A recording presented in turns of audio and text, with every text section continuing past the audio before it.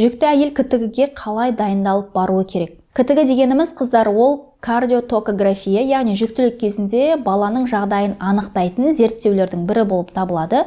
Және де ол КТГ барлық жүкті әйелдерге жасалмайды, тек қана көрсеткіш болған кезде ғана жасалады.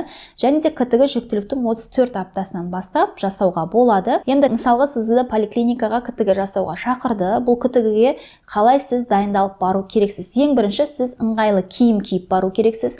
Өйткені КТГ кезінде сіздің мына белден жоғары жақты көтеріп, ішіңізді ашып, осы ішке арнайы датчиктер қойылатын болады. Сондықтан сіздің киіміңіз ыңғайлы болу керек. Екіншісі, сіз тамақ ішіп баруыңыз керек. Өйткені КТГ кезінде баланың қозғалған кезінде жүрек қағысы қалай өзгереді, сол арқылы баланың жағдайы туралы информация алынады. Егер де сіз аш баратын болсаңыз, соответственно, бала қозғалмайды. Сол кезде КТГ не информативны болады, қыздар.